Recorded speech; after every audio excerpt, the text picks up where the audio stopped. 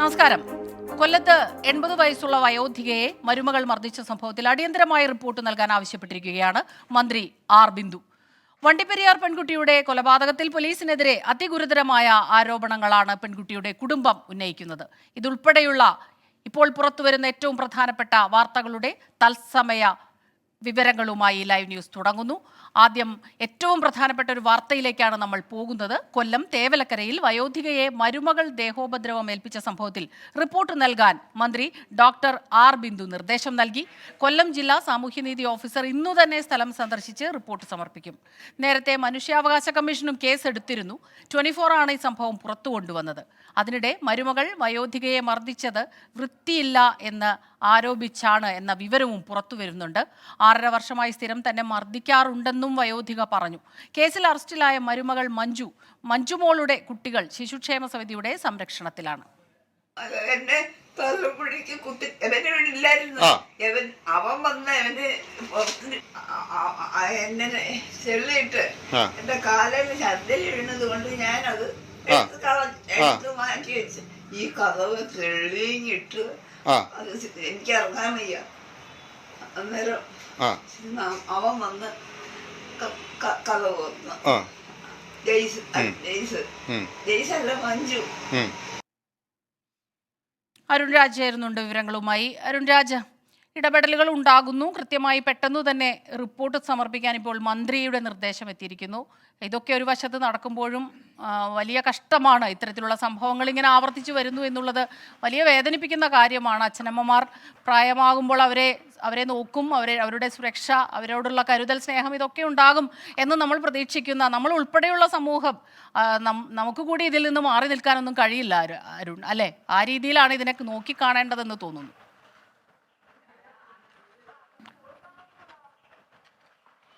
തീർച്ചയായും സ്മിത, എന്തായാലും വളരെ വേദനയുണ്ടാക്കുന്ന വാർത്തയാണ്. ഇന്നലെ ഈ വാർത്ത നമ്മുടെ മുമ്പിലേക്ക് എത്തുമ്പോൾ തന്നെ, ആ ദൃശ്യങ്ങൾ എത്തുമ്പോൾ തന്നെ ഉണ്ടായ ഒരു മനസ്സിലുണ്ടായ വേദന അതിപ്പോഴും തങ്ങി നിൽക്കുന്നു എന്നുള്ളതാണ്. കാരണം ആ അമ്മ ഒരു കസേരയിൽ ഇരിക്കുന്നു, ആ കസേരയിൽ നിന്ന് തള്ളി താഴേക്ക് ഇടുന്നു, അവിടെ വെച്ച് പോലും മർദ്ദനം തുടരുന്നു.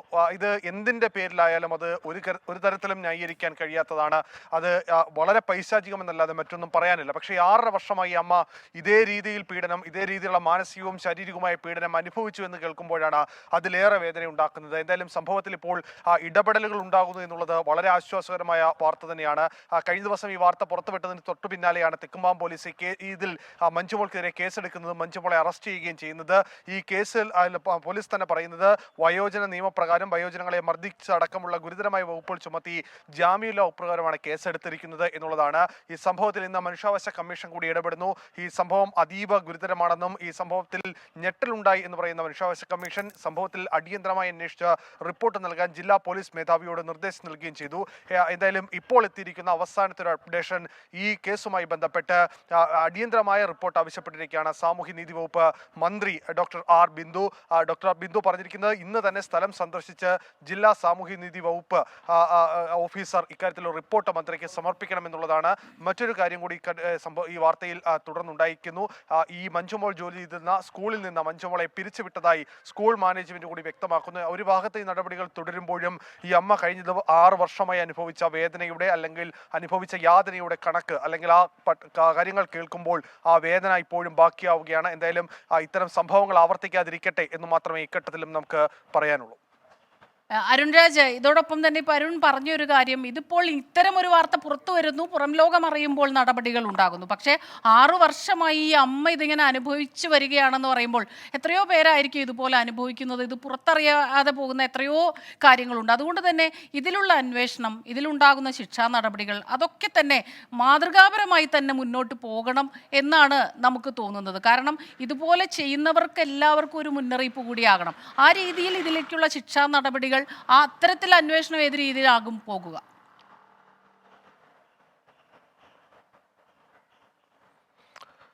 സ്മിത, നിലവിൽ പോലീസ് എടുത്തിരിക്കുന്ന വകുപ്പുകൾ അത് കൊലപാതക കുറ്റമടക്കം ചുമത്തിയാണ്. ഗുരുതരമായ വകുപ്പുകളാണ് പോലീസ് ചുമത്തിയിരിക്കുന്നത്. ഈ മഞ്ജുമോളുടെ കാര്യത്തിൽ പോലീസ് പറയുന്നത് എന്തായാലും പോലീസ് ഇക്കാര്യത്തിലൊരു ചെറിയ അമാന്തം കാട്ടി എന്നുള്ള കാര്യത്തിൽ സംശയമില്ല. കാരണം ഈ ദൃശ്യങ്ങൾ സാമൂഹ്യ മാധ്യമങ്ങൾ വഴി ഈ ദൃശ്യങ്ങൾ ആദ്യഘട്ടത്തിൽ എത്തിയപ്പോൾ പോലും പോലീസ് കേസെടുക്കാൻ തയ്യാറായില്ല.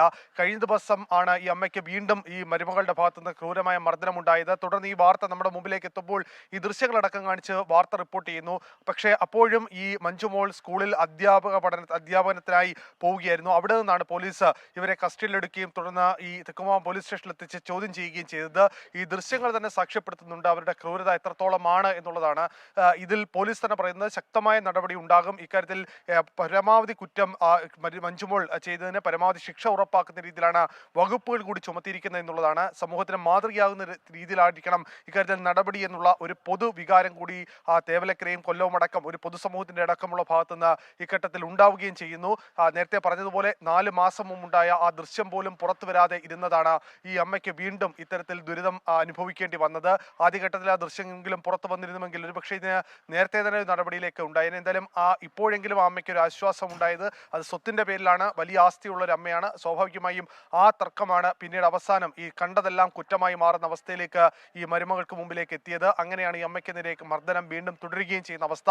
എന്തായാലും സംഭവത്തിൽ ഇപ്പോൾ ഒരു ശാശ്വതമായ പരിഹാരത്തിലേക്ക് കാര്യങ്ങൾ എത്തുന്നു, നടപടികൾ ഉണ്ടാകുന്നു. സമൂഹത്തിന് നല്ല ഒരു മാതൃകയാകുന്ന രീതിയിലുള്ള ശിക്ഷ ഉണ്ടാകട്ടെ എന്ന ഈ ഘട്ടത്തിൽ നമുക്ക് പ്രതീക്ഷിക്കാം. അതെ, കടുത്ത ശിക്ഷ തന്നെ ആകട്ടെ. അരുൺ, ഏറ്റവും സങ്കടകരമായ ഒരു കാര്യം ഇവർ അധ്യാപികയാണെന്ന് പറയുന്നു. ഇവർ എന്താണ് പുതുതലമുറയ്ക്ക് പറഞ്ഞു കൊടുക്കുന്നത് എന്നുള്ള കാര്യത്തിലും നമുക്ക് അത്ഭുതം തോന്നുന്നുണ്ട്.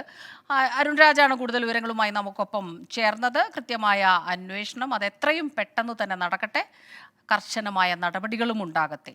കാരണം ഇത്തരം സംഭവങ്ങൾ ആവർത്തിക്കാതിരിക്കാൻ അതുതന്നെയുള്ളൂ ഒരു വഴി. ഇനി മറ്റൊരു പ്രധാനപ്പെട്ട റിപ്പോർട്ടിലേക്കാണ് പോകുന്നത്. തമിഴ്നാട്ടിൽ വിവിധ ജില്ലകളിൽ അടുത്ത 3 ദിവസത്തേക്ക് മഴ മുന്നറിയിപ്പ്. നാളെ 4 ജില്ലകളിൽ ഓറഞ്ച് അലേർട്ടും 8 ജില്ലകളിൽ യെല്ലോ അലേർട്ടും പ്രഖ്യാപിച്ചു. മറ്റന്നാൾ ശക്തമായ മഴ പെയ്യുമെന്ന മുന്നറിയിപ്പുണ്ട്. 10 ജില്ലകൾക്ക് ഓറഞ്ച് അലേർട്ടും 11 ജില്ലകളിൽ യെല്ലോ അലേർട്ടുമുണ്ട്. മനേഷ് മൂർത്തി ചേരുന്നുണ്ട് വിവരങ്ങളുമായി. മനേഷ്, കഴിഞ്ഞ ദിവസങ്ങളിലെ മഴപ്പെയ്ത്ത് അതുകൊണ്ടുണ്ടായ നാശങ്ങളെല്ലാം തന്നെ നമ്മൾ കണ്ടതാണ്. അതിൽ നിന്ന് ഇനിയും മുക്തമായിട്ടില്ല തമിഴ്നാട്.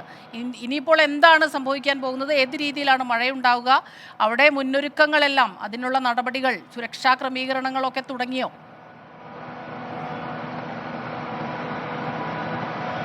സ്മിത, ബിഗ് ജോൺ ചുഴലിക്കാറ്റിന്റെ ഭാഗമായി 4 ജില്ലകളിലാണ്, ചെന്നൈ ഉൾപ്പെടെയുള്ള ചെന്നൈ, ചെങ്കൽപ്പെട്ട്, കാഞ്ചീപുരം, അതുപോലെ തന്നെ തിരുവള്ളൂർ തുടങ്ങിയ 4 ജില്ലകളിലാണ് കാര്യമായ നാശനഷ്ടങ്ങൾ ഉണ്ടായിരുന്നത്. പക്ഷേ എന്തായാലും ഇപ്പോഴത്തെ പുതിയ അലർട്ട് പ്രകാരമാണെങ്കിൽ ചെന്നൈ ഉൾപ്പെടെയുള്ള മേഖലകളിൽ വളരെ മിതമായ മഴ മാത്രമാണ് ഉണ്ടാവുക എന്നുള്ളതാണ് അലർട്ടിൽ പറയുന്നത്. പക്ഷേ 17-ാം തീയതി വലിയ തോതിലുള്ള അലർട്ട് നൽകിയിരിക്കുന്നു. അത് 10 ജില്ലകൾക്കാണ് ഓറഞ്ച് അലർട്ട് പ്രഖ്യാപിച്ചിരിക്കുന്നത്. 11 ജില്ലകളിൽ യെല്ലോ അലർട്ടുമുണ്ട്. ഈ ഓറഞ്ച് അലർട്ട് നൽകിയിരിക്കുന്ന മുഴുവൻ തീരദേശ മേഖലകളാണ്. അത് കന്യാകുമാരി മുതൽ ഇങ്ങോട്ട്, കന്യാകുമാരി, അതുപോലെ തന്നെ ഈ പറഞ്ഞ തൂത്തുക്കുടി, മയിലാടുതുറൈ തുടങ്ങിയ മേഖലകൾ, രാമേശ്വരം പോലുള്ള മേഖലകൾ, അങ്ങനെ ആ ഒരു ബെൽറ്റാണ്, ആ ഒരു തീരദേശ മേഖലകളിലാണ് ഇപ്പോൾ കാര്യമായ അർത്ഥത്തിലുള്ള അലർട്ട് 17-ാം തീയതി നൽകിയിരിക്കുന്നത്. നാളെയുമുണ്ട്. നാളെ 4 ജില്ലകളിലാണ് ഓറഞ്ച് അലർട്ട് പ്രഖ്യാപിച്ചിരിക്കുന്നത്. 8 ജില്ലകളിൽ യെല്ലോ അലർട്ടുണ്ട്. ഇതെല്ലാം തന്നെ തീരദേശവുമായി ബന്ധപ്പെട്ട മേഖലകളാണ്. 18-ാം തീയതി 6 ജില്ലകളിലും അതുപോലെ തന്നെ 19-ാം തീയതി 4 ജില്ലകളിലും യെല്ലോ അലർട്ട് പ്രഖ്യാപിച്ചിരിക്കുന്നു. മുൻകരുതൽ നടപടികളെല്ലാം തന്നെ പൂർത്തീകരിച്ചിട്ടുണ്ട് സർക്കാരിന്റെ ഭാഗത്ത് നിന്ന്. ഏറ്റവും പ്രധാനപ്പെട്ട കാര്യം, കഴിഞ്ഞ ദിവസങ്ങളിൽ ഉണ്ടായ ശക്തമായ മഴ വലിയ തോതിൽ നാശനഷ്ടങ്ങൾ ഉണ്ടാക്കിയിട്ടുണ്ട്. അത് ഇപ്പോഴും പലയിടങ്ങളിലും, ഇപ്പോൾ വേലച്ചേരി പോലുള്ള മേഖലകൾ, താമ്പ്രം പോലുള്ള മേഖലകളിലൊക്കെ ഇപ്പോഴും വെള്ളക്കെട്ട് തുടരുന്ന ഒരു സ്ഥിതിവിശേഷമുണ്ട്. ചെന്നൈയിൽ ഇന്ന് ഇപ്പോൾ രാവിലെ മുതൽ ഇതാണ് ഈ പറഞ്ഞ രീതിയിൽ ഒരു മൂടിക്കെട്ടിയ കാലാവസ്ഥ തന്നെയാണ്. അത് ഈ ക്ലൈമറ്റ് ഇതിന്റെ ഭാഗമാണ്, ഈ അലർട്ടിന്റെ ഭാഗം തന്നെയാണ്. പക്ഷേ കാര്യമായ അർത്ഥത്തിലുള്ള മഴ, അതിശക്തമായ മഴയൊന്നും പെയ്യുന്നില്ല. ചെറിയ തോതിലുള്ള മഴ എല്ലായിടങ്ങളിലും പെയ്യുന്നുമുണ്ട്. ആ രീതിയിലുള്ള അലർട്ടാണ് ചെന്നൈ ഉൾപ്പെടെയുള്ള ഈ ചെന്നൈ, തിരുവള്ളൂർ തുടങ്ങിയ മേഖലകൾക്ക് നൽകിയിരിക്കുന്നത്. പക്ഷേ അങ്ങോട്ട് പോയാൽ, അതായത് കന്യാകുമാരി മുതൽ ഇങ്ങോട്ട് തൂത്തുക്കുടി, ഈ പറഞ്ഞ നാഗപട്ടണം തുടങ്ങിയ മേഖലകളിലെല്ലാം തന്നെ ശക്തമായ മഴ മുന്നറിയിപ്പ്. അത് ഓറഞ്ച് അലർട്ടാണ്. 10 മുതൽ 20 സെന്റിമീറ്റർ വരെ മഴ പെയ്യാൻ സാധ്യതയുണ്ട് എന്നുള്ളതാണ്. അത് 16 നാളെയും മറ്റന്നാളും 2 ദിവസങ്ങളിൽ ശക്തമായ മഴയ്ക്ക് സാധ്യതയുണ്ട് എന്നാണ് കാലാവസ്ഥാ നിരീക്ഷണ കേന്ദ്രം പറയുന്നത്. സ്മിത. ശരി, മനേഷ് മൂർത്തിയാണ് ചെന്നൈയിൽ നിന്ന് വിവരങ്ങളുമായി ചേർന്നത്. ശക്തമായ മഴ 3 ദിവസം തമിഴ്നാട്ടിലെ വിവിധ പ്രദേശങ്ങളിൽ ഉണ്ടാകുമെന്ന അറിയിപ്പാണ് ഇപ്പോൾ ലഭിക്കുന്നത്. വയനാട് കല്ലൂർ കുന്നിൽ കടുവയുടെ കാൽപ്പാടുകൾ കണ്ടെത്തിയെന്ന വാർത്ത വരുന്നു. കടുവ യുവാവിനെ കൊന്ന് കൂടല്ലൂരിൽ നിന്ന് 5 കിലോമീറ്റർ അകലെയാണ് ഈ പ്രദേശം. സമീപത്തെ വയലിലും കാൽപ്പാടുകളുണ്ട്. കടുവയുടേത് എന്ന് കരുതുന്ന കാഷ്ടവും ലഭിച്ചു. മേഖലയിൽ വനം വകുപ്പ് പരിശോധന നടത്തുകയാണ്. വാഗേരിയിൽ യുവാവിനെ കൊലപ്പെടുത്തിയ കടുവയ്ക്കായുള്ള തെരച്ചിൽ 6ാം നാളും തുടരുകയാണ്. സുർജിത്ത് അയ്യപ്പത്ത് ചേരുന്നുണ്ട് വിവരങ്ങളുമായി. സുർജിത്ത്, ഇത് ഒരേ കടുവയല്ല, 2 സ്ഥലങ്ങളിലാണ് അല്ലേ? മറ്റേ ആദ്യത്തെ കടുവയ്ക്കുള്ള തെരച്ചിൽ നടക്കുന്നു. അതേത് രീതിയിലാണ് പോകുന്നത്? ഇപ്പോൾ വീണ്ടും ഈ കടുവയെ കാണുമ്പോൾ തീർച്ചയായിട്ടും ആശങ്ക അത് ഉണ്ടാകും പ്രദേശത്തുള്ളവർക്ക്. ആ രീതിയിൽ എത്രയും പെട്ടെന്ന് തന്നെ ഇതിന് നടപടി സ്വീകരിക്കേണ്ട ഒരു ആവശ്യം കൂടി ഉണ്ടല്ലോ.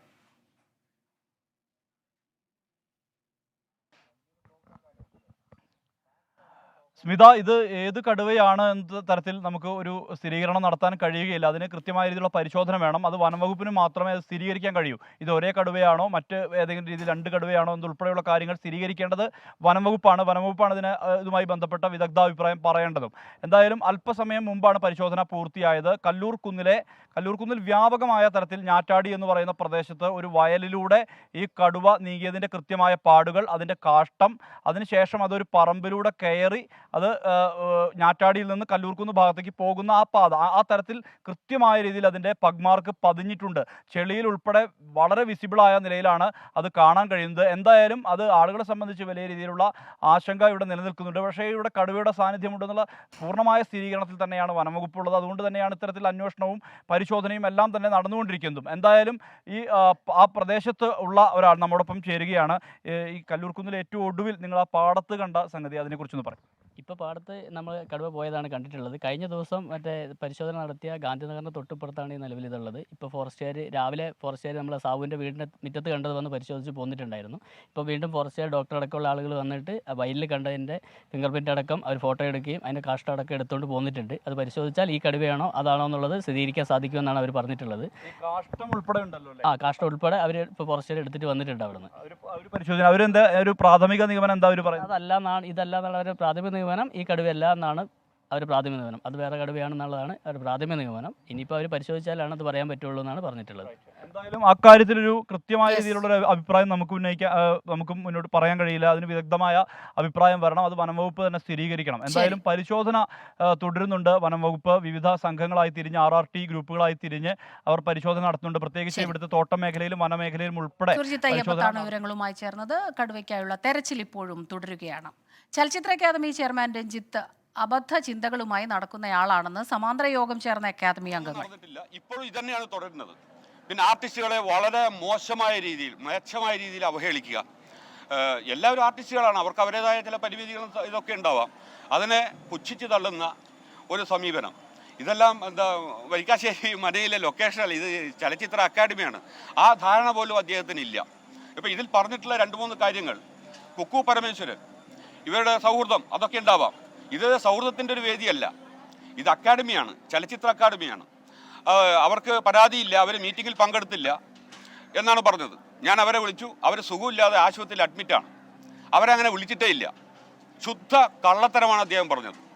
പിന്നെ അതുപോലെ നമ്മൾ മീറ്റിംഗ് കൂടിയൊന്നും നമ്മൾ പറഞ്ഞിട്ടില്ല. നമ്മൾ ഉള്ളവർ കൂടി ആലോചിച്ച് നമ്മൾ തീരുമാനമെടുത്തു. ആ തീരുമാനം നമ്മൾ ഗവൺമെൻറ്റിനെ അറിയിച്ചു, അല്ലാതെ നമ്മളൊന്നും ചെയ്തിട്ടില്ല. അതുപോലെ ഇതിൽ എന്താ പറയുക, 2-3 ഇതിൽ എക്സിക്യൂട്ടീവിലേക്ക് എടുത്ത്, അങ്ങനെ ഇതിന് കൃത്യമായ ബൈലോ ഉണ്ട്. ഇതാരും ഒരാൾക്ക് തീരുമാനിക്കാൻ പറ്റുന്നതല്ല. പിന്നെ ഇയാൾ ഈ പത്രസമ്മേളനം നടത്തുന്നതിൻ്റെ തൊട്ട് മുന്നേ വരെ നമ്മളവിടെയുണ്ട്, അതേ കേബിലുണ്ട്. ഒന്ന് ഞങ്ങളെ വിളിക്കാനോ എന്താണ് പ്രശ്നമെന്നോ അല്ലെങ്കിൽ ഇതിങ്ങനെ തീർക്കണമെന്നോ എന്നൊന്നും സംസാരിച്ചിട്ടില്ല. അപ്പോൾ ഇത്തരത്തിലുള്ള ധിക്കാരപരമായ നടപടിയും ഈ രീതിയിലുള്ള കള്ളത്തരങ്ങളും ആണ് പറയുന്നത്. ഇത് അക്കാദമിക്ക് ഭൂഷണമല്ല, നമുക്കെല്ലാവർക്കും അതൊരു മോശമാണ്. ഗവൺമെൻറ്റിൻ്റെ തന്നെ ഈ പരിപാടിയിലൂടെ ഇദ്ദേഹം വളരെ ഒരു അപകീർത്തിയാണ് ഉണ്ടാക്കുന്നത്. അക്കാദമിക്കും അങ്ങനെ തന്നെയാണ്. നമ്മൾ അക്കാദമിക്കെതിരല്ല. ഇദ്ദേഹം ഇതിൽ പറഞ്ഞിരിക്കുന്ന ഇത് അക്കാദമിക്കെതിരായോ ചെയർമാനെതിരായോ ഞങ്ങൾ ഇതിൽ നിൽക്കില്ല എന്ന് 2-3 പേരെ പേര് പറഞ്ഞു.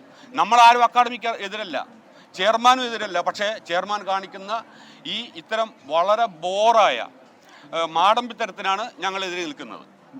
ഇതാണ് ഇതിൻ്റെ ചുരുക്കമായിട്ട് പറയാനുള്ളത്.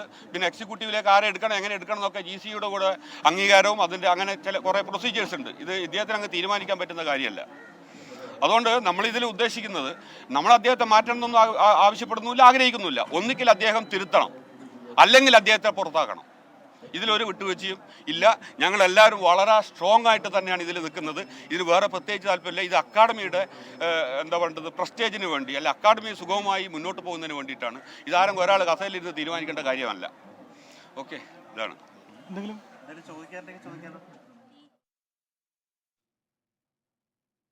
ചലച്ചിത്ര അക്കാദമി ചെയർമാൻ രഞ്ജിത്തിനെതിരെ അക്കാദമി അംഗങ്ങൾ പ്രതികരിക്കുകയായിരുന്നു. എന്നാൽ രാജിവെക്കേണ്ട സാഹചര്യം ഇപ്പോൾ ഇല്ലെന്നാണ് ചലച്ചിത്ര അക്കാദമി ചെയർമാൻ രഞ്ജിത്ത് വ്യക്തമാക്കിയത്. കുക്കു പരമേശ്വരൻ 84 മുതൽ തന്റെ സുഹൃത്താണ്, എന്തും പറയാനുള്ള സ്വാതന്ത്ര്യവുമുണ്ട്. ചലച്ചിത്ര അക്കാദമിയിൽ ഭിന്നിപ്പില്ലെന്നും ആരും സമാന്തര യോഗം ചേർന്നിട്ടില്ലെന്നും രഞ്ജിത്ത് പറഞ്ഞു. ഈ നടന്നു എന്ന മാധ്യമങ്ങൾ പറയുന്ന കുറേ പേരുടെ പേരുകളിൽ 3 പേർ ഇതിനകം അക്കാദമിയെ ബന്ധപ്പെട്ട് സെക്രട്ടറി സംസാരിച്ചത്. ഒന്ന് കുക്കു പരമേശ്വരനാണ്, ഒന്ന് സോഹൻ ശ്രീനുലാലാണ്, ഒന്ന് സിബി കെ തോമസ് ആണ്. അങ്ങനെ ഒരു മീറ്റിംഗ് ഉണ്ടായിട്ടില്ല. ഓൺലൈനിൽ ഞങ്ങൾ പങ്കെടുത്തിട്ടില്ല. ഞങ്ങൾ അക്കാദമിക്കെതിരെയും ചെയർമാനെതിരെയും ഒരു ചുവട് വെക്കില്ല എന്ന് സെക്രട്ടറിയെ തന്നെയാണ് അവർ വിളിച്ച് ബോധ്യപ്പെടുത്തിയത്. ഞാൻ രാജിവെക്കണോ? അങ്ങനെ പലതും കേൾക്കുമല്ലോ. അങ്ങനെയൊന്നുള്ള കാര്യങ്ങൾ ഇപ്പോൾ ഇല്ല. അങ്ങനെ ഉണ്ടാവുന്നൊരു കാലം ഞാൻ നിങ്ങളെ തന്നെയാണ് ആദ്യം അറിയുന്നത്. ഈ വാർത്തയുടെ വിവരങ്ങളുമായി ഹരികൃഷ്ണൻ ചേരുന്നുണ്ട് തിരുവനന്തപുരത്ത് നിന്ന്. ഹരികൃഷ്ണൻ, ഇപ്പോൾ ഇതിങ്ങനെ തർക്കം മുറുകുന്നു. രഞ്ജിത്ത് പറയുന്നു അത്തരത്തിലുള്ളൊരു യോഗമോ അങ്ങനെ ഞാൻ രാജിവെക്കേണ്ട ഒരു ആവശ്യം ഇപ്പോഴില്ല, അങ്ങനെ ഒരു ആവശ്യം വേണ്ടി വന്നാൽ അപ്പോൾ മാധ്യമങ്ങളെ ആദ്യം അറിയിക്കുമെന്നും രഞ്ജിത്ത് മാധ്യമങ്ങളോട് തന്നെ പറയുകയുണ്ടായി. പക്ഷേ ഇപ്പോൾ കൗൺസിൽ അംഗങ്ങൾ പറയുന്നത് തിരുത്തണം രഞ്ജിത്ത്, ഒന്നുകിൽ തിരുത്തുക അല്ലെങ്കിൽ പുറത്താക്കണം എന്നുള്ള നിലപാടിലാണ് അവർ നിൽക്കുന്നത്, അല്ലേ? സ്മിത, അങ്ങനെ തന്നെ വേണം കരുതാൻ. അതായത് ഇത് ഈ ജനറൽ കൗൺസിൽ അംഗങ്ങൾ ഈ തരത്തിൽ ഇത്തരം കാര്യങ്ങളൊന്നും, അതായത് രഞ്ജിത്ത് കുറച്ചു മുമ്പ് മാധ്യമങ്ങളോട് പറഞ്ഞ കാര്യങ്ങളൊന്നും അറിഞ്ഞിട്ടില്ല എന്നുള്ളതാണ് ഏറ്റവും പ്രധാനപ്പെട്ട കാര്യം. അതായത് രഞ്ജിത്ത് ആ കാര്യത്തിൽ പറയുന്നത് ഈ കുക്കു പരമേശ്വരനെ എക്സിക്യൂട്ടീവ് കമ്മിറ്റിയിലേക്ക് എടുക്കുന്നു, ഈ അക്കാദമിയുടെ എക്സിക്യൂട്ടീവ് കമ്മിറ്റി അംഗമായി തെരഞ്ഞെടുക്കുന്നു എന്നുള്ളതാണ്. ഈ കാര്യം ഈ ജനറൽ കൗൺസിൽ അംഗങ്ങളായിട്ടുള്ളവരാരും അറിഞ്ഞിട്ടില്ല. അതേപോലെ തന്നെ കുക്കു പരമേശ്വരനും അറിഞ്ഞിട്ടില്ല. അത് പെട്ടെന്നുള്ളൊരു സൂത്രപ്പണിയാണ് എന്നുള്ള തരത്തിലാണ് ഇവർ സംസാരിക്കുന്നത്. ഈ ഇന്നലെ കൊടുത്ത പരാതി, ആ വിഷയം ഇന്നും നിലനിൽക്കുന്നുണ്ട്. രഞ്ജിത്ത് പറഞ്ഞ കാര്യങ്ങൾ അടിസ്ഥാനരഹിതമാണ്, ഏകാധിപതി എന്ന രീതിയിലാണ് ഈ രഞ്ജിത്ത് സംസാരിച്ചത് എന്നുള്ളത്. അതുപോലെ തന്നെ കൗൺസിലിലേക്ക് ആളെ എടുക്കുന്നത് ഒറ്റയ്ക്ക് തീരുമാനിക്കേണ്ട കാര്യമല്ല, ഏകാധിപതിയായി തീരുമാനങ്ങൾ എടുക്കുകയാണ് എന്നുള്ളതാണ്. ഈ അഞ്ജലി മേനോൻ കൗൺസിൽ ഒഴിവിലേക്കാണ്, എക്സിക്യൂട്ടീവ് കമ്മിറ്റി അംഗത്തിൽ നിന്ന് ഒഴിയുകയാണ്, അവിടേക്കാണ് ഈ കുക്കു പരമേശ്വരനെ എടുക്കുന്നത് എന്നുള്ളതാണ് രഞ്ജിത്ത് പറഞ്ഞ കാര്യം. പക്ഷെ അങ്ങനെ അഞ്ജലി മേനോൻ അത്തരത്തിൽ കമ്മിറ്റിയിൽ ഇല്ലാത്ത ഒരാളാണ്. അങ്ങനെ ഇല്ലാത്ത ഒരാളുടെ ഒഴിവിലേക്ക് എങ്ങനെയാണ് കുക്കു പരമേശ്വരനെ എടുക്കുന്നത് എന്നുള്ള കാര്യമാണ് പറയുന്നത്. ഏതായാലും ഇക്കാര്യത്തിൽ ഈ ഇരു വിഭാഗവും തമ്മിൽ പോര് മുറുകുന്നു എന്നുള്ള കാര്യമാണ് പ്രധാനമായും മനസ്സിലാക്കാൻ സാധിക്കുന്നത്. ഈ അക്കാദമിക്കും അതേപോലെ തന്നെ മറ്റുള്ളവരും തന്നെ ഇത്തരത്തിൽ ഒരു തീരുമാനങ്ങളും എടുത്തിട്ടില്ല എന്ന് പറയുമ്പോഴും അക്കാദമിയിൽ യാതൊരു പ്രശ്നവും ഇല്ലാന്ന് ഈ അക്കാദമി ചെയർമാൻ ആവർത്തിക്കുമ്പോഴും ഇത്തരമൊരു കാര്യമാണ് ഈ ജനറൽ കൗൺസിൽ അംഗങ്ങൾ മുന്നോട്ട് വെക്കുന്നത് എന്നുള്ളതാണ്. ഈ ചലച്ചിത്ര അക്കാദമി ചെയർമാനെതിരായ കാര്യങ്ങൾ സർക്കാരിനെ അറിയിച്ചിട്ടുണ്ട്. അത് കൃത്യമായി പരിശോധിക്കുന്ന മന്ത്രി ഉറപ്പ് നൽകിയിട്ടുണ്ടും.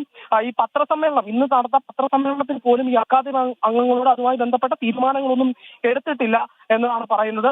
ഒന്നുകിൽ രഞ്ജിത്ത് ഈ കാര്യവുമായി ബന്ധപ്പെട്ട കാര്യങ്ങൾ തിരുത്തണം, അല്ലെങ്കിൽ രഞ്ജിത്തിനെ പുറത്താക്കണം എന്നതാണ് ഇവർ മുന്നോട്ട് വയ്ക്കുന്ന ആവശ്യം. എന്തായാലും ഈ കാര്യത്തിൽ ഈ ജനറൽ കൗൺസിൽ അംഗങ്ങളും ഈ അക്കാദമി ചെയർമാനും തമ്മിലുള്ള പോര് മുറുകുകയാണ് എന്നതാണ് നമ്മൾ മനസ്സിലാക്കേണ്ട കാര്യം.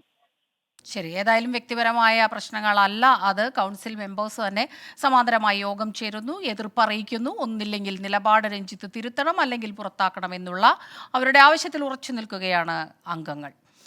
മറ്റൊരു പ്രധാനപ്പെട്ട വാർത്തയിലേക്കാണ് ഇനി ലൈവ് ന്യൂസ് പോകുന്നത്. തോട്ടപ്പള്ളി കരിമണൽ ഖനനത്തിന്റെ വിഷയത്തിൽ മാത്യു കുഴൽനാടൻ MLA എന്തൊക്കെയോ ജൽപ്പനങ്ങൾ നടത്തുകയാണെന്ന് മുഖ്യമന്ത്രി പിണറായി വിജയൻ. നിയമപരമായ കാര്യങ്ങൾ മാത്രമാണ് തോട്ടപ്പള്ളിയിൽ ചെയ്തിട്ടുള്ളതെന്നും മുഖ്യമന്ത്രി. നാടിന്റെ പൊതു താൽപര്യത്തിന് വേണ്ടിയാണ് തോട്ടപ്പള്ളിയിൽ ഖനനം നടത്തുന്നത്. അതിനെതിരായ സമരം എത്ര ദിവസം നീണ്ടാലും പ്രശ്നമില്ലെന്നും മുഖ്യമന്ത്രി. തോട്ടപ്പള്ളി സ്പിൽവേ എന്ന് പറയുന്നത് അന്ന് വളരെ ഇടുങ്ങി നിൽക്കുകയായിരുന്നു. അത് നല്ല നിലക്ക് വീതി കൂട്ടി അങ്ങോട്ട് വെള്ളത്തിൻ്റെ ഒഴുക്ക് സുഗമമാക്കണമായിരുന്നു. ആ വെള്ളത്തിൻ്റെ ഒഴുക്ക് സുഗമമാക്കാൻ പറ്റില്ല എന്ന് പറഞ്ഞുകൊണ്ടാണ് ചില ഇടപെടൽ അവിടെ ഉണ്ടായത്. എത്ര തെറ്റായ നിലപാടായിരുന്നു അന്ന് സ്വീകരിച്ചത്, അതിനെ എതിർത്തുകൊണ്ട്. ആ എതിർത്ത മാനസികാവസ്ഥ വെച്ചുകൊണ്ട് ഇപ്പോഴും എന്തൊക്കെയോ ജൽപ്പനങ്ങൾ നടത്തുന്നത് മാത്രമേ ഉള്ളൂ. അത് ശരിയായ നടപടിയായിരുന്നു, ഒരു പെശകും അതിലില്ല, നാടിനു വേണ്ടിയുള്ള നടപടിയായിരുന്നു. അത് അതേ രീതി തന്നെ കണ്ടുകൊണ്ടാണ് ഗവൺമെന്റ് തുടർ നടപടികൾ സ്വീകരിച്ചു പോകുന്നത്. മാത്യു കുഴൽനാടൻ MLA എന്തൊക്കെ ജൽപ്പനങ്ങളാണ് നടത്തുന്നതെന്ന് മുഖ്യമന്ത്രി വ്യക്തമാക്കണമെന്ന് കരിമണൽ ഖനന വിരുദ്ധ സമരസമിതി വൈസ് ചെയർമാൻ B. ഭദ്രൻ. തീരദേശ പരിപാലന നിയമവും വനം വന്യജീവി നിയമങ്ങളും ഒക്കെ ലംഘിച്ചാണ് തോട്ടപ്പള്ളിയിൽ ഖനനം നടത്തുന്നത്. കുട്ടനാടിനെ തകർക്കുന്നതാണ് ഖനനം. നിയമപരമായ കാര്യങ്ങൾ മാത്രമാണ് തോട്ടപ്പള്ളിയിൽ ചെയ്തിട്ടുള്ളതെന്ന മുഖ്യമന്ത്രിയുടെ പരാമർശം തെറ്റാണെന്നും സമരസമിതി. ഇന്ന് ബഹുമാന്യനായ മുഖ്യമന്ത്രി പറഞ്ഞ മറുപടി തീരദേശ ജനതയെ മുഴുവൻ, നാടിനെ മുഴുവൻ തെറ്റിദ്ധരിപ്പിക്കുന്നതാണ്. കുഴൽനാടൻ എന്തോ ജൽപ്പനങ്ങൾ പറഞ്ഞു എന്നാണ് പറയുന്നത്. ഇത് ഇൻകം ടാക്സ് ഇൻ്ററിം സെറ്റിൽമെൻറ്റ് ബോർഡിൻ്റെ ഉത്തരവാണ്, നിഗമനങ്ങളാണ്. ഇത് വളരെ വ്യക്തമായി ഇതിനകത്ത് പേര് പറഞ്ഞുകൊണ്ട് തന്നെ കാര്യങ്ങൾ പറയുന്നു. പിണറായി വിജയൻ്റെ പേര് പറയുന്നുണ്ട്. അതോടൊപ്പം തന്നെ അദ്ദേഹത്തിൻ്റെ മകൾ വീണ വിജയൻ്റെ പേരും ഈ റിപ്പോർട്ടിനകത്ത് പറയുന്നുണ്ട്. ഇത് ഏവർക്കും പരിശോധിക്കാവുന്നതാണ്. ഒന്നാമത്തെ കാര്യം, എന്ത് ജൽപ്പനങ്ങളാണ് അദ്ദേഹം പറഞ്ഞത് എന്നുള്ളത് ശ്രീ പിണറായി വിജയൻ വ്യക്തമാക്കേണ്ടതുണ്ട്. അതോടൊപ്പം തന്നെ ഇവിടെ നിയമലംഘനങ്ങളൊന്നും ഇല്ല എന്നാണ് അദ്ദേഹം പറയുന്നത്. CRZ നിയമത്തിൻ്റെ നഗ്നമായ ലംഘനം അവിടെ. മനീഷ് മഹിപാൽ ചേരുന്നുണ്ട് വിവരങ്ങളുമായി.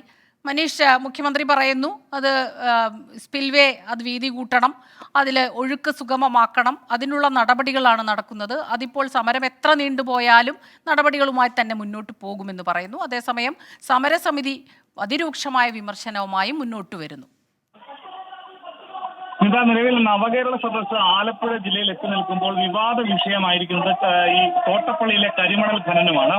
ഇതുമായി ബന്ധപ്പെട്ട് കഴിഞ്ഞ ദിവസമാണ് മാത്യു കുഴൽനാടൻ MLA ചില ആരോപണങ്ങൾ പറഞ്ഞത്. അതായത് നിലവിൽ കരിമണൽ ഖനനം നടക്കുന്നത് അത് നിയമവിരുദ്ധമായിട്ടാണ്. ഒപ്പം തന്നെ മാസപ്പടിക്ക് പകരമായിട്ടാണ് CMRL ചെയ്ത സേവനം ആണ് ഈ പറയുന്ന ഖനനം എന്ന രീതിയിലുള്ള ആരോപണം പറഞ്ഞു. ഒപ്പം തന്നെ മുഖ്യമന്ത്രിയുടെ അധ്യക്ഷതയിൽ ചേർന്ന യോഗത്തിന്റെ തുടർച്ചയായാണ് തോട്ടപ്പള്ളിയിലെ ഖനനം എന്നടക്കമുള്ള ആരോപണങ്ങൾ ഉന്നയിച്ചൊപ്പം തന്നെ അന്വേഷിക്കാൻ വേണ്ടി പരാതി വിജിലൻസിന് കൊടുത്തെങ്കിലും വിജിലൻസ് നടപടി ഉണ്ടായില്ല. ഇനി കോടതിയെ സമീപിക്കുകയാണ് തന്റെ മാർഗം എന്നായിരുന്നു മാത്യു കുഴൽനാടൻ വ്യക്തമാക്കിയത്.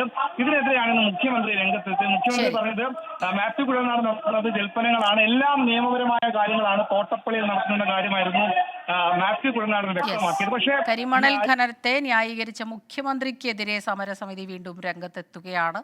സമരം നിയമപരമാണെന്ന മുഖ്യമന്ത്രിയുടെ വിശദീകരണം അത് തികച്ചും തെറ്റാണെന്നും സമരസമിതി പറഞ്ഞു. മനീഷ് മഹിപാലാണ് വിവരങ്ങളുമായി നമുക്കൊപ്പം ചേർന്നത്. ഇനി മറ്റൊരു പ്രധാനപ്പെട്ട വാർത്തയിലേക്ക് കടക്കുകയാണ് ലൈവ് ന്യൂസ്. കൃഷ്ണ ജന്മഭൂമി വിഷയത്തിൽ സുപ്രീം കോടതിയിൽ ഹർജി. ഷാഹി ഈദ്ഗാഹിൽ പരിശോധന നടത്താൻ അനുമതി നൽകുന്നത് പരിഗണിക്കാൻ 3 അംഗ അഭിഭാഷക കമ്മീഷനെ നിയമിച്ചു. അലഹബാദ് ഹൈക്കോടതി വിധി. ആ വിധിക്കെതിരെയാണ് മസ്ജിദ് സമിതി സുപ്രീം കോടതിയെ സമീപിച്ചിട്ടുള്ളത്. ഹർജി ജനുവരി 9 പരിഗണിക്കും. രാധാകൃഷ്ണൻ ചേരുന്നുണ്ട് വിവരങ്ങളുമായി.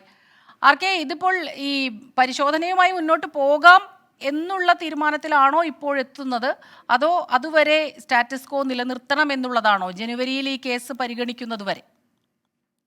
ഇതുമായി ബന്ധപ്പെട്ടിട്ടുള്ള സർവേ നടപടികൾ നടത്താനായിട്ട് ഒരു 3 അംഗ അഭിഭാഷക സമിതിയെ ഹൈക്കോടതി നിയോഗിച്ചിരുന്നു. അലഹബാദ് ഹൈക്കോടതി നിയോഗിച്ചിരുന്നു. ഇതിനെതിരെയാണ് ഹർജി സുപ്രീം കോടതിയിൽ എത്തിയിരിക്കുന്നത്. ഈ ഹർജിയാണ് 9-ാം തീയതി പരിഗണിക്കാനായിട്ട് പോകുന്നത്. 18-ാം തീയതി ഈ കേസ് വീണ്ടും ഹൈക്കോടതി പരിഗണിക്കുന്നുണ്ട്. അന്ന് ഈ എങ്ങനെയാണ് ഇത് നടത്തേണ്ടത് എന്നതടക്കമുള്ള കാര്യങ്ങളെ സംബന്ധിച്ച് നിശ്ചയിക്കാനാണ് ആ ദിവസം ആ കേസ് ഹൈക്കോടതി പരിഗണിക്കുന്നത്. ഒരുപക്ഷെ സുപ്രീം കോടതി ഇന്ന് എടുത്ത നടപടികളുടെ അടിസ്ഥാനത്തിൽ ഹൈക്കോടതി എന്ത് തീരുമാനമാണ് എടുക്കുന്നത് എന്നതിനെ സംബന്ധിച്ച് അന്ന് മാത്രമേ നമുക്ക് വ്യക്തതയുണ്ടാവുകയുള്ളൂ. ഏതായാലും ഉത്തർപ്രദേശിലെ ഈ മധുരയിലുള്ള ഷാഹി ഈദ്ഗാഹ് മസ്ജിദിൽ സർവേ നടത്താനുള്ള ഈ അലഹബാദ് ഹൈക്കോടതി വിധി, അതിനെതിരായിട്ടുള്ള മുസ്ലിം വിഭാഗത്തിന്റെ ഹർജിയാണ് സുപ്രീം കോടതി ഇന്ന് കേട്ടത്. സർവേ അഭിഭാഷക കമ്മീഷണർമാരെ നിയോഗിക്കാൻ കഴിഞ്ഞ ദിവസം ഈ ഹൈക്കോടതി തീരുമാനിച്ചിരുന്നു. ഷാഹി ഈദ്ഗാഹ് പള്ളിയിൽ ഹിന്ദു ക്ഷേത്രത്തിന്റെ നിരവധി അടയാളങ്ങളും ചിഹ്നങ്ങളും ഉണ്ടെന്നുള്ളതാണ് ഇവരുടെ വാദമായിട്ട് ഹിന്ദുപക്ഷം ഉന്നയിച്ചിരുന്നത്. അതിന്റെ യഥാർത്ഥ സ്ഥാനമറിയുകയും മറ്റും ആണ് ഈ അഭിഭാഷക കമ്മീഷന്റെ ദൗത്യമായിട്ട് ഹൈക്കോടതി നിർദ്ദേശിച്ചിട്ടുള്ളത്.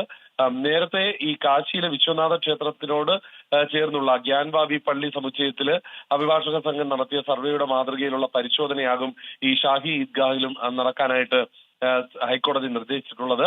മധുരയിലെ ശ്രീകൃഷ്ണ ജന്മഭൂമി ക്ഷേത്രത്തോട് ചേർന്നാണ് ഈ ഷാഹി ഈദ്ഗാഹ് മസ്ജിദ് സ്ഥിതി ചെയ്യുന്നത്. ഏതാണ്ട് 13.37 ഏക്കർ വരുന്ന ശ്രീകൃഷ്ണൻ ജന്മഭൂമിയിലെ ഖത്ര കശഫ് ദേവ് ക്ഷേത്രം തകർത്താണ് മുഗൾ ചക്രവർത്തിയായ ഔറംഗസേബ് ഇവിടെ ഷാഹി ഈദ്ഗാഹ് പണിതതെന്നാണ് ഹിന്ദു വിഭാഗത്തിന്റെ അവകാശവാദം. എന്നാൽ ഇത് മുസ്ലിം വിഭാഗം അംഗീകരിക്കുന്നില്ല. പള്ളി സമുച്ചയം അവിടെ നിന്ന് മാറ്റി തങ്ങൾക്ക് ആരാധനയ്ക്ക് അവസരം തരണമെന്ന ഹിന്ദു വിഭാഗത്തിന്റെ ആവശ്യം, അത് സംഘർഷങ്ങളും മതസൗഹാർദ്ദവും തകർക്കാൻ വേണ്ടിയാണ് എന്നാണ് മുസ്ലിം വിഭാഗം സുപ്രീം കോടതിയിൽ ഇപ്പോൾ ചൂണ്ടിക്കാട്ടി.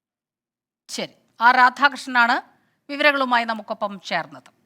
ഇനി മറ്റൊരു പ്രധാനപ്പെട്ട വാർത്തയിലേക്കാണ്. കേന്ദ്ര അവഗണനയ്ക്കെതിരായ സംയുക്ത സമരത്തെ പിന്തുണച്ച് പി.കെ. കുഞ്ഞാലിക്കുട്ടി. കേരളത്തിന് അർഹതപ്പെട്ട വിഹിതം വാങ്ങിയെടുക്കാൻ സർവകക്ഷികളും ഒരുമിച്ച് നിൽക്കണമെന്ന് കുഞ്ഞാലിക്കുട്ടി 24-നോട് പറഞ്ഞു. കേന്ദ്ര ഗവൺമെൻറ്റിനെതിരെ ഫലപ്രദമായി കേരള ഗവൺമെൻറ് പ്രതിപക്ഷത്തിനും കൂടി കൂട്ടി പിന്നെ ഞങ്ങളുടെ കൂടി സഹായത്തോടു കൂടി കൂടുതൽ ഫണ്ട് കിട്ടാനുള്ള നീക്കം ഗവൺമെൻറ് നടത്തട്ടെ. ലീഗല്ല, പ്രതിപക്ഷം ഉണ്ടാവും. ഞങ്ങളൊക്കെ UDF ഉണ്ടാവും. കാരണം വെച്ചാൽ ഒരു ഓൾ പാർട്ടി ആയിട്ട് തന്നെ നമുക്ക് നടത്താമല്ലോ. കേരളത്തിൻ്റെ അവകാശത്തിന് വേണ്ടി ശബ്ദിക്കാൻ ഞങ്ങൾ തയ്യാറാണല്ലോ. കേരളത്തിൻ്റെ അവകാശം കേന്ദ്ര ഗവൺമെൻറ് തരുക തന്നെ വേണം, കിട്ടിയേ പറ്റുള്ളൂ. അതിനുവേണ്ടി ഏത് നീക്കം നടത്താൻ ഞങ്ങൾ, പക്ഷേ ഇത് പരസ്പര ആരോപണത്തിന് ഉന്നയിക്കുന്നതല്ലാതെ ഗവൺമെൻറ് അതിനുവേണ്ടി ഫലപ്രദമായ ഒരു നീക്കം ഇതുവരെ ഓൾ പാർട്ടി അടിസ്ഥാനത്തിലൊക്കെ നടത്താൻ. CPIM-നൊപ്പം ഒരു സമരത്തിനും ഇല്ലെന്ന് VD സതീശൻ പ്രതികരിച്ചു. സംസ്ഥാനത്തിന്റെ സാമ്പത്തിക പ്രതിസന്ധിക്ക് കാരണം കേന്ദ്ര നയം മാത്രമല്ല, മുഖ്യമന്ത്രിയുടെയും ടീമിന്റെയും കെടുകാര്യസ്ഥതയാണ് പ്രധാന കാരണമെന്നും VD സതീശൻ കുറ്റപ്പെടുത്തി.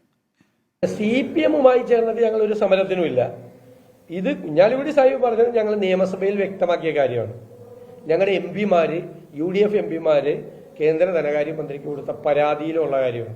മുഖ്യമന്ത്രിയുടെ അഴിമതിയും മുഖ്യമന്ത്രിയുടെ ടീമിന്റെ കെടുകാര്യസ്ഥതയുമാണ് ഈ ധനപ്രതിസന്ധിയുടെ ഏറ്റവും പ്രധാനപ്പെട്ട കാരണം.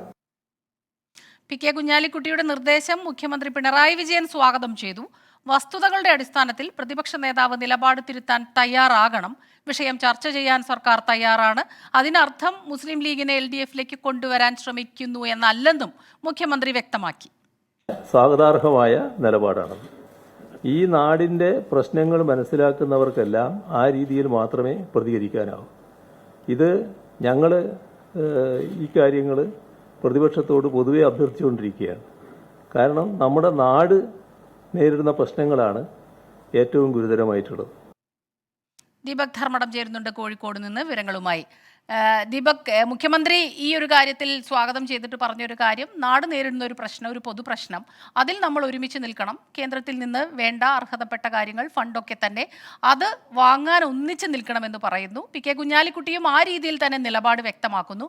പക്ഷേ പ്രതിപക്ഷ നേതാവ് പറയുന്നു CPIM-മായി യോജിച്ച് ഒരു നിലപാടുകൾക്കും തമ്മിലില്ല, ഒരു തരത്തിലുള്ള പ്രതിഷേധങ്ങൾക്കും തങ്ങളില്ല എന്നും പറയുന്നു. മറ്റൊരു കാര്യം കൂടെ മുഖ്യമന്ത്രി പറഞ്ഞത്, ഈ പലസ്തീൻ വിഷയത്തിലുണ്ടായ ഐക്യദാർഢ്യം അത് വന്നപ്പോൾ ലീഗിനെ LDF-ലേക്ക് കൊണ്ടുവരാൻ പോകുന്നു എന്നുള്ള രീതിയിൽ വലിയ രീതിയിൽ അത് ചർച്ചയായതാണ്. അപ്പോൾ അങ്ങനെയല്ല, നമ്മൾ ഇത്തരം കാര്യങ്ങളെ നല്ല രീതിയിൽ പോസിറ്റീവായിട്ട് സമീപിക്കുന്നു എന്നുള്ളതാണെന്ന് അദ്ദേഹം വ്യക്തമാക്കുകയും ചെയ്യുന്നു. സ്മിത, ഇതിൽ ഏറ്റവും പ്രധാനപ്പെട്ട കാര്യം കേരളത്തിൻ്റെ ആവശ്യത്തിന് എല്ലാവരും ഒന്നിച്ചു നിൽക്കണം.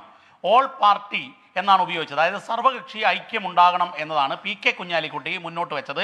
ഏറെ ഇടവേളയ്ക്ക് ശേഷം അദ്ദേഹം ആദ്യമായി ഒരു അഭിമുഖം നൽകുന്നു. അത് 24-നാണ് അനുവദിച്ചത്. അതിൽ കേരളത്തിൻ്റെ ആവശ്യം, പ്രത്യേകിച്ചും MP-മാർ ഒപ്പിട്ട് കേന്ദ്രത്തിൽ സമ്മർദ്ദം ചെലുത്തുന്ന കാര്യത്തിൽ മുഖ്യമന്ത്രി നടത്തിയ പ്രസംഗം, പരാമർശം, ആ പരാമർശത്തിലാണ് അദ്ദേഹം കൃത്യമായി പ്രതികരിച്ചത്.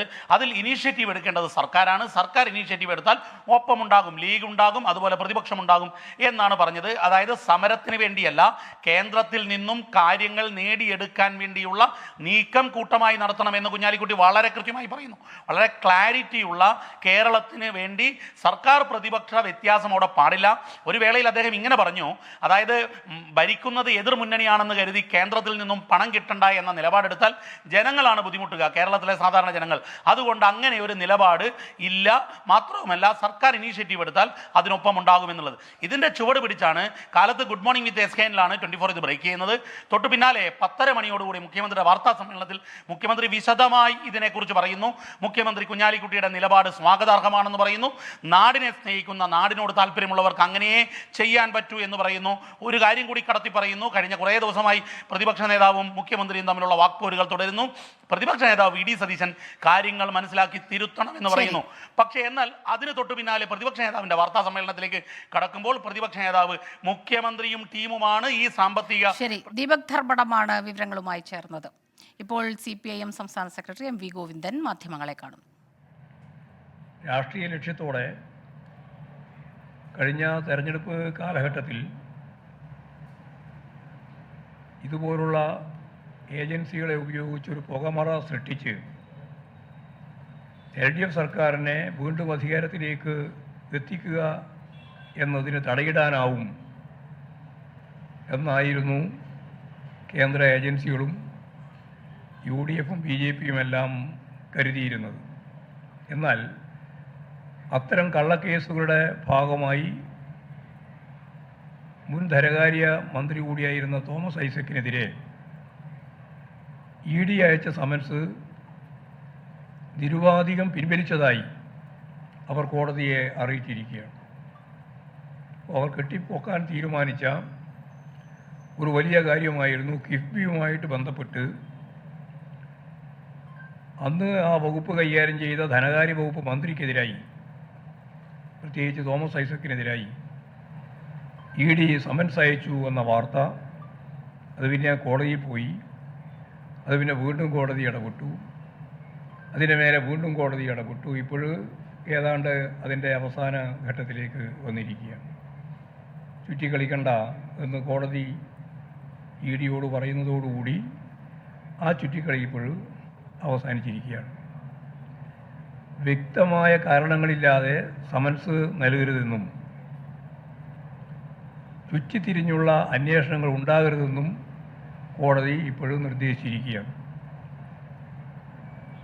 ഇപ്പോൾ കുറേ കാലമായി കേന്ദ്ര ഏജൻസികളെ സംബന്ധിച്ച് പാർട്ടി പറഞ്ഞ കാര്യങ്ങൾ അടിവരയിടുന്ന ഒന്നാണ് ഈ കോടതി വിധി എന്ന് കാണാൻ കഴിയും. വളരെ ഗൗരവമുള്ള ഒരു പ്രശ്നം ഗവർണറുടെ നിലപാടാണ്.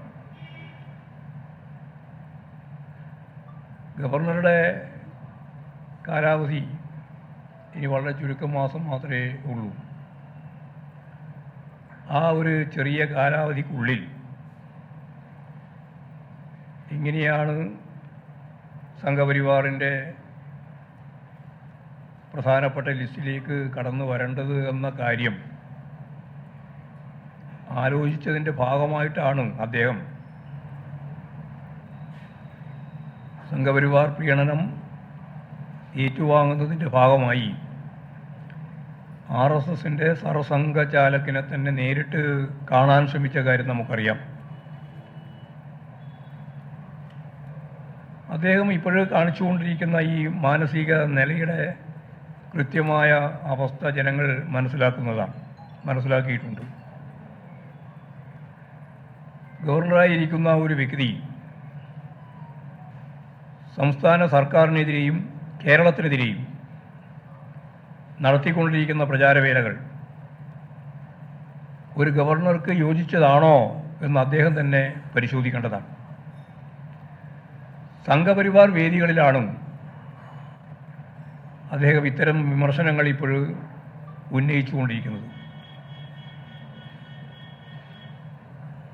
കേരള ഗവൺമെൻറ് രാഷ്ട്രീയമായി സർവകലാശാലകളിൽ ഇടപെടുന്നു. അത് പറയുന്നത് ചാൻസലർ കൂടിയായ ഗവർണറാണ് എന്നുള്ളതാണ് ഗൗരവം. ആരാണ് ഇടപെടുന്നത് എന്ന് സൂക്ഷ്മമായിട്ട് പരിശോധിച്ചാൽ നമുക്കെല്ലാം പകൽ വെളിച്ചം പോലെ കാണാൻ സാധിക്കുന്നതാണ്. ഞാൻ നേരത്തെ പറഞ്ഞതുപോലെ RSS സംഘപരിവാർ വിഭാഗങ്ങളുമായിട്ടുള്ള അടുത്ത ബന്ധം, ആ ബന്ധം വെച്ചുകൊണ്ട് അവരുടെ അജണ്ട ഔപചാരികമായിട്ട് നടപ്പിലാക്കുന്നതിന് വേണ്ടിയുള്ള നിലപാടാണ് ഗവർണർ സ്വീകരിച്ചുകൊണ്ടിരിക്കുന്നത് എന്നിപ്പോഴും എല്ലാവർക്കും വ്യക്തമായി. ഇപ്പോൾ വൈസ് ചാൻസലർമാരുടെ കാര്യത്തിലെടുത്ത നിലപാട്, ഇപ്പോൾ ഏറ്റവും അവസാനമായി കാലിക്കറ്റ് കേരള സർവകലാശാലയിലേക്കുള്ള ഭരണഘടന വിഭാവന ചെയ്യുന്ന കാഴ്ചപ്പാടുകളെല്ലാം കാറ്റിൽ പറത്തിക്കൊണ്ട് ആദ്യം UDFകാർക്കും BJPക്കാർക്കും വേണ്ടിയുള്ള പ്രവർത്തനവും പിന്നീട് UDF അങ്ങോട്ട് ഒഴിവാക്കി സംഘപരിവാർ വിഭാഗത്തിന് വേണ്ടി നടത്തിയിട്ടുള്ള കേരള സർവകലാശാല സെനറ്റിലേക്കുള്ള നോമിനേഷനും കൃത്യമായ രാഷ്ട്രീയ ഇടപെടലാണ്. അദ്ദേഹത്തിന് ഇവിടെ നിന്നാണ് അദ്ദേഹം സമർപ്പിച്ച ലിസ്റ്റിലുള്ള പേര് വന്നത് എന്നതിന് മറുപടി പറയാൻ സാധിച്ചിട്ടില്ല. സംസ്കാരരഹിതമായ പ്രവർത്തനവും ഭീഷണിയുമെല്ലാം ഉപയോഗിക്കുന്ന ഒരു നിലയിലേക്ക് ഗവർണർ തരംതാണിരിക്കുകയാണ്. ജനാധിപത്യപരമായ രീതിയിൽ പ്രതിഷേധിച്ച വിദ്യാർത്ഥികളോട് ഗവർണർ നടത്തിയ പരാമർശങ്ങൾ ഒരു സാധാരണ പൗരന് പോലും യോജിച്ചതാണോ എന്ന് സ്വയം പരിശോധനയ്ക്ക് അദ്ദേഹം വിധേയപ്പെടുത്തേണ്ടതായിട്ടുണ്ട്. സംഘപരിവാർ വിഭാഗങ്ങളെ സർവകലാശാലകളിലേക്ക് തിരികെ കയറ്റിക്കൊണ്ട് രാഷ്ട്രീയം കളിക്കുന്ന നിലപാട് ഗവർണർ എടുത്തുകൊണ്ടിരിക്കുന്നു എന്ന് ജനങ്ങൾക്ക് മനസ്സിലാക്കാൻ സാധിക്കുകയാണ്. ഗവർണർക്ക് ഭരണഘടന നൽകിയിട്ടുള്ള പദവിയും അധികാരമുണ്ട്. എന്നാൽ അതിൽ നിന്ന് വ്യത്യസ്തമായ പെരുമാറ്റവും നിലപാടും ഭരണഘടനാപരമായിട്ടുള്ളതാണെന്ന് ആർക്കും പറയാനും അവകാശപ്പെടാനും സാധിക്കുന്നതല്ല. ഫയലുകൾ പിടിച്ചു വെക്കുന്ന കാര്യത്തിൽ അദ്ദേഹം സ്വീകരിച്ച സമീപനത്തെ സുപ്രീം കോടതി രൂക്ഷമായ ഭാഷയിൽ വിമർശിച്ചിട്ടുണ്ട്. ഇപ്പോഴേറ്റവും അവസാനമായി കേരള സർവകലാശാലയിലെ സെനറ്റിലേക്ക് നടന്ന നാമനിർദ്ദേശം തെറ്റായിരുന്നു എന്ന വിമർശനം ഉൾക്കൊണ്ടുകൊണ്ടാണ് കോടതി തന്നെ ആ നടപടി 4 പേരുടെ കാര്യത്തിൽ സ്റ്റേ ചെയ്തിരിക്കുന്നത്. എല്ലാ കാര്യവും അതേപോലെ തന്നെ ചെയ്തതാണ്. 4 പേരുടെ നോമിനേഷൻ സ്റ്റേ ചെയ്തതുപോലെ യഥാർത്ഥത്തിൽ എല്ലാവരുടെയും നോമിനേഷൻ സ്റ്റേ ചെയ്യേണ്ടുന്നതാണ് നിയമപരമായിട്ട്. അപ്പോൾ ഇത്തരത്തിൽ പെരുമാറുന്ന ഘട്ടത്തിൽ പ്രതിഷേധം ഉയർന്നു വരിക സ്വാഭാവികമാണ്. ആ പ്രതിഷേധമാണ് കേരളത്തിൻ്റെ വിവിധ മേഖലകളിൽ ഇപ്പോഴും വിദ്യാർത്ഥികളും അധ്യാപകരും ജീവനക്കാരുമെല്ലാം നടത്തിക്കൊണ്ടിരിക്കുന്നത്. അത് ഉൾക്കൊള്ളാനുള്ള മനസ്സാണ് യഥാർത്ഥത്തിൽ ഗവർണർ കാണിക്കേണ്ടത്.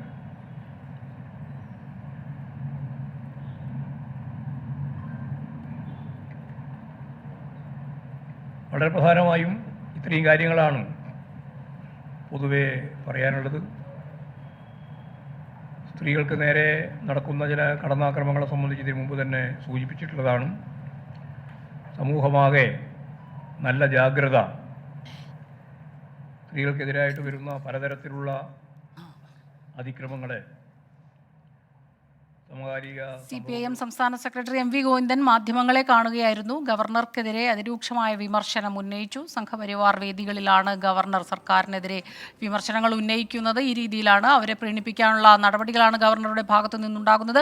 ഇതുൾപ്പെടെ പ്രതിപക്ഷത്തെ വിമർശിച്ച് MV ഗോവിന്ദൻ. അഭിപ്രായങ്ങളുണ്ട്. അതൊന്നുമല്ല ഇവിടെ പ്രധാനം. നമ്മൾ ചലച്ചിത്രോത്സവം അതിൻ്റെ ചരിത്രത്തിലെ ഏറ്റവും വമ്പിച്ച വിജയത്തിലേക്ക് കുതിച്ചുകൊണ്ടിരിക്കുകയാണ്.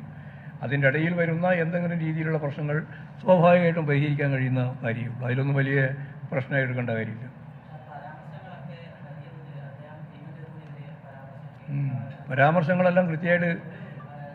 പരാമർശങ്ങളെല്ലാം കൃത്യമായിട്ട് കൈകാര്യം ചെയ്തു പോകുമെന്ന് വിചാരിക്കാം.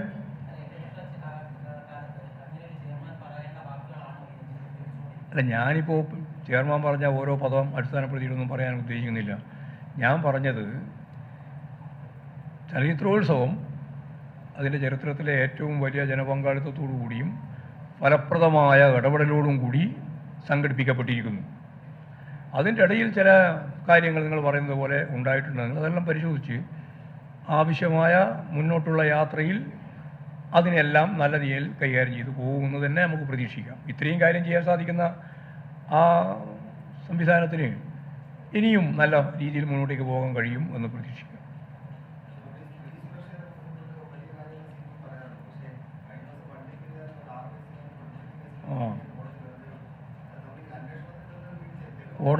കോടതി വെറുതെ വിട്ടത് സംബന്ധിച്ച് പരിശോധിക്കണം.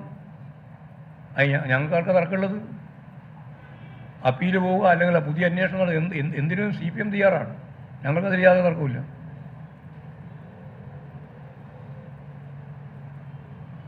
ശരി,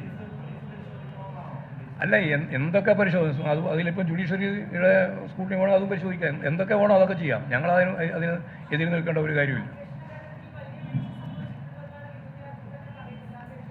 അത് എവിടെയാണ് അതിൻ്റെ അകത്ത് വീഴ്ച സംഭവിച്ചത് എന്ന് പരിശോധിച്ച് അപ്പീല് അതുപോലെ തന്നെ പുനരന്വേഷണം തുടങ്ങി എന്ത് വേണോ അതൊക്കെ നടത്തുന്നതിൽ CPMന് എതിരില്ല. ഉറച്ച നിലപാടാണ്.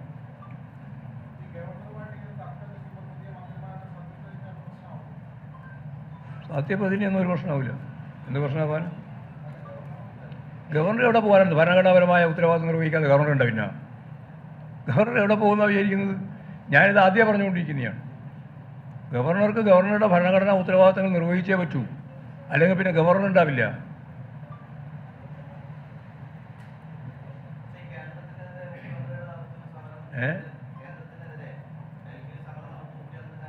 ഓ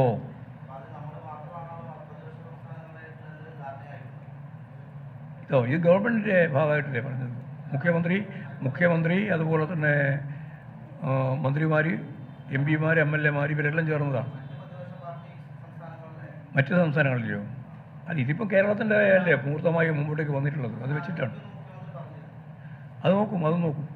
മറ്റ് സംസ്ഥാനങ്ങളിൽ ഇതേപോലെ ഗവർണർമാരെടുക്കുന്ന നിലപാടുണ്ട്, കേന്ദ്ര ഗവൺമെൻറ് എടുക്കുന്ന സമീപനങ്ങളുണ്ട്. അതൊക്കെ വെച്ചുകൊണ്ട് യോജിക്കാവുന്ന ആളുകളെ ചേർത്ത് മുമ്പോട്ടേക്ക് കൊണ്ടുപോകാനുള്ള ശ്രമം നടത്തും. പക്ഷേ അതുകൊണ്ട് ഇത് അതുവരെ കാത്തിരിക്കുന്ന നിലപാടിലേക്കല്ല, തുടർന്ന് നമുക്ക് മുന്നോട്ടേക്ക് പോകേണ്ടി വരും.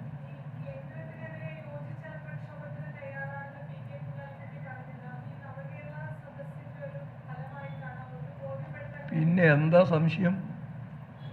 അത് വളരെ വ്യക്തമല്ലേ. കേന്ദ്രത്തിനെതിരായിട്ടുള്ള യോജിച്ച സമരം വേണം എന്നാണ് നവകേരള സദസ്സിലെ ഏറ്റവും പ്രധാനപ്പെട്ട പ്രശ്നമായിട്ട് ഉന്നയിക്കുന്നത്. അത് വേണം എന്ന് കോൺഗ്രസ് MP-മാരിൽ ചിലരും അതുപോലെ തന്നെ കുഞ്ഞാലിക്കുട്ടിയെ പോലെയുള്ള ലീഗ് നേതാക്കന്മാരും പറയുന്നത് നവകേരള സദസ്സിന് കിട്ടുന്ന SFIയുടെ കരിങ്കൊടി പ്രതിഷേധത്തിന്റെ ന്യായീകരണം, ആ രീതിയിലുള്ള വിശദീകരണമാണ് MV ഗോവിന്ദന്റെ ഭാഗത്തു നിന്നുണ്ടായത്. ഇനിയും കരിങ്കൊടി കാണിക്കും, അതൊരു പ്രതിഷേധ മാർഗം മാത്രമാണ്. ഗവർണർ പ്രകോപനപരമായി പെരുമാറിയതാണ് പ്രശ്നമായത്. ഭരണഘടനാപരമായ ഉത്തരവാദിത്വം നിർവഹിക്കുക എന്നതാണ് ഗവർണറുടെ ചുമതല, അല്ലാതെ മറ്റ് രാഷ്ട്രീയ പാർട്ടികളുമായി ചേർന്ന് പ്രശ്നങ്ങൾ ഉണ്ടാക്കുകയല്ല എന്നുള്ള രീതിയിൽ കടുത്ത വിമർശനവും ഉന്നയിക്കുകയുണ്ടായി. ഇപ്പോൾ വരുന്നൊരു പ്രധാനപ്പെട്ട വാർത്തയിലേക്ക് പോവുകയാണ്. തിരുവനന്തപുരം പാളയം സംസം ഹോട്ടലിൽ തീപിടുത്തം ഉണ്ടായി. അഗ്നിരക്ഷാസേന എത്തി തീ അണച്ചു. അടുക്കളയിൽ നിന്നാണ് തീ പിടിച്ചതെന്നാണ് വിവരം. AV ജയശങ്കർ ചേരുന്നുണ്ട് വിവരങ്ങളുമായി. ജയശങ്കർ, ഇതെന്താണ് സംഭവിച്ചതെന്ന് കൂടുതൽ വിവരങ്ങൾ വരുന്നുണ്ടോ? ഏകദേശം ഒരു 45 മിനിറ്റ് മുമ്പാണ് പാളയം സംസം ഹോട്ടലിൽ തീപിടുത്തം ഉണ്ടാകുന്നത്. നഗരഹൃദയത്തിൽ തന്നെയുള്ള MLA ഹോസ്റ്റലിനടുത്തുള്ള ഒരു ഹോട്ടലാണിത്. തീ പടർന്ന ഉടൻ തന്നെ ഹോട്ടലുമായി ബന്ധപ്പെട്ട ആളുകൾ ഫയർഫോഴ്സിനെ വിളിച്ചു വരുത്തി. ഫയർഫോഴ്സ് സംഘം എത്തി തീ അണച്ചു. ഹോട്ടലിലെ അടുക്കളയിൽ നിന്ന് തീ പടർന്നെന്നാണ് പ്രാഥമികമായിട്ടുള്ള നിഗമനം. ആദ്യഘട്ടത്തിൽ ഷോർട്ട് സർക്യൂട്ട് ആണെന്നൊരു നിഗമനത്തിലേക്ക് ഫയർഫോഴ്സ് എത്തിയിരുന്നു. പിന്നീട് ഇതല്ലെന്ന് സ്ഥിരീകരിച്ചു. ഇതിനടുത്ത് ചില ചാക്കുകളും മറ്റും കൂട്ടിയിട്ടിരുന്നു. ഇതിലേക്ക് തീ പടർന്ന് അത് വലിയ തോതിൽ കത്തി എന്നാണ് ഫയർഫോഴ്സിന്റെ ഒരു നിഗമനം. എന്തായാലും സംഭവസ്ഥലം തിരുവനന്തപുരം ജില്ലാ കളക്ടർ ഉൾപ്പെടെ സന്ദർശിച്ചിട്ടുണ്ട്. നിലവിൽ ഫയർഫോഴ്സ് എത്തി മുഴുവൻ തീയും അണച്ചിട്ടുണ്ട്. ഫയർഫോഴ്സിന്റെ 2 യൂണിറ്റാണ് ഇങ്ങോട്ട് എത്തിയത്. അതിനുശേഷം ഫയർഫോഴ്സ് തീ അണച്ചു. വലിയ ഒരു അപകടം തന്നെയാണ് ഒഴിവായത്. കാരണം ഇതിനടുത്ത് തന്നെ മറ്റ് 2-3 ഹോട്ടലുകൾ ഇതിനടുത്ത് തന്നെ ഉണ്ട്. അത് പടർന്നിരുന്നെങ്കിൽ അത് വലിയ ഒരു അപകടത്തിലേക്ക് പോകുമായിരുന്നു. അപകടം ഈ തീപിടുത്തം ഉണ്ടായ ഘട്ടത്തിൽ തന്നെ ഹോട്ടലിലുള്ള ഭക്ഷണം കഴിക്കാൻ വന്ന മുഴുവൻ ആളുകളെയും പുറത്തേക്ക് എത്തിച്ച ശേഷമാണ് ഫയർഫോഴ്സ് എത്തി പെട്ടെന്ന് തന്നെ തീ അണച്ചു. എന്തായാലും വലിയൊരു അപകടം തന്നെയാണ് നഗരഹൃദയത്തിൽ ഒഴിവായത്. സ്മിത, അതെ, വലിയൊരു അപകടം തന്നെയാണ് ഒഴിവായത്. തിരുവനന്തപുരത്ത് പാളയം സംസം ഹോട്ടലിലാണ് തീപിടുത്തമുണ്ടായത്. അഗ്നിരക്ഷാസേന എത്തി തീ അണച്ചതിനാൽ വലിയ അപകടം ഒഴിവായി. അടുക്കളയിൽ നിന്നാണ് തീ പിടിച്ചതെന്നാണ് പ്രാഥമികമായി ലഭിക്കുന്ന വിവരം. AV ജയശങ്കറാണ് വിവരങ്ങളുമായി ചേർന്നത്. ലോകത്തിലെ മികച്ച 40 HR മാനേജർമാരുടെ പട്ടികയിൽ മലയാളിയും. ബംഗളൂരു ഇൻഫോസിസിൽ HR മാനേജറായ രശ്മി താര തോമസിനെയാണ് ബിസിനസ് വേൾഡ് മാഗസിൻ ആഗോളതലത്തിൽ മികച്ച HR മാനേജർ പട്ടികയിൽ ഉൾപ്പെടുത്തിയത്.